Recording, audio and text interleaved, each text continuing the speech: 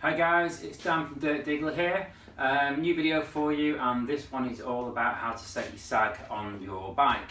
So a lot of you may already know how this is done, but some of you might not, so I thought it might be a good opportunity to show you how it's done.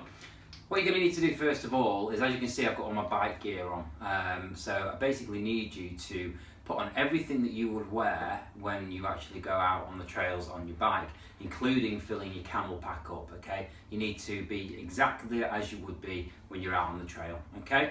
Second thing you're going to do is you're going to need a shock pump, okay? Different to your normal bike pump, your tyre pumps. These go up to about 300 psi. This is a RockShox one. There's other brands out there as well, but that's what you're going to need is a shock pump, okay? Get them off eBay for a tenner, so you know it's worth it. So also, you might have noticed on your shock that you've got like a rubber O-ring. What you're going to need to do is make sure that that O-ring is at the very top of the shock, okay? So you can see it just there. Make sure it's at the very top, okay?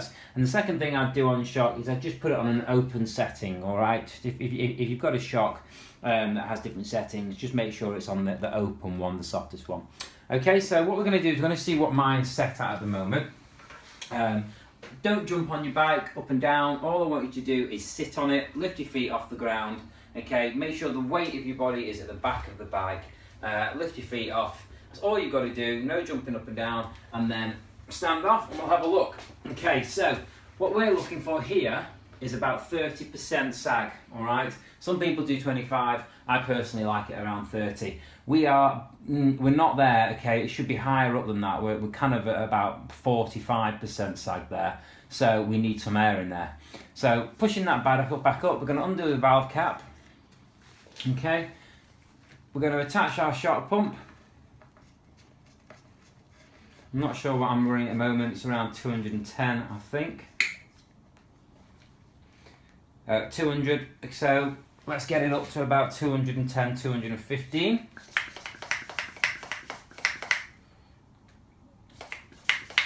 Okay. And let's see where we're at now. Exactly the same as before. We're just going to sit on the bike, don't jump up and down, put your weight on the bike, lift your feet off, and then step off, keeping your weight at the back of the bike, not leaning forwards.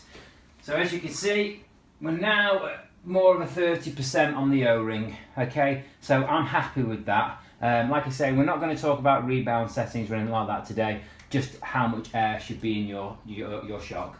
So 30%, that one's done. Exactly the same principle on the fork, okay?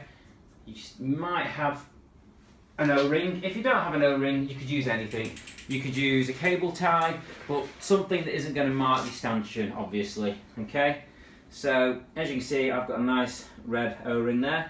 We're going to put that to the very bottom of the fork leg, closest to the lowers. And then, again, same principle. Make sure that you're on an open setting, okay? You don't want it in a lockout position or anything like that. Okay, depending on what forks you're using. Undo your valve cap.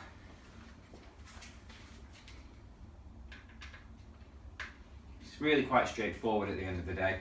But again, like I always say, it's only easy if you know how.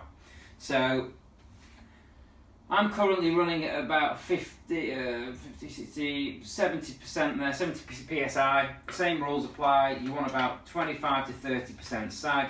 So I know that that's right for me, so I'm not going to mess around with that.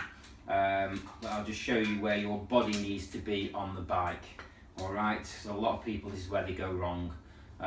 All you need to do is sit on your bike with all your gear on and just lean forwards and back off the bike. So put your brakes on, lean forwards, put your weight over the top of the bike, and then off. No jumping around is needed. It's going to give you a false reading. Okay? So as you can see, bang on 30% on my stanchions there. So that's why I've not put any air in or took any out. Okay, so it's as simple as that to set your sag. It's vital on getting your bike set up, okay? If you haven't got those correct air pressures, your bike's never going to feel the way it should, all right? So hopefully that helps you guys. Remember, it's about 30%. Some people do about 25. and it's that simple. Just put your gear on, shock pump, put your O-rings in the right places, and it's job done. Alright digglers, cheers for that, take it easy.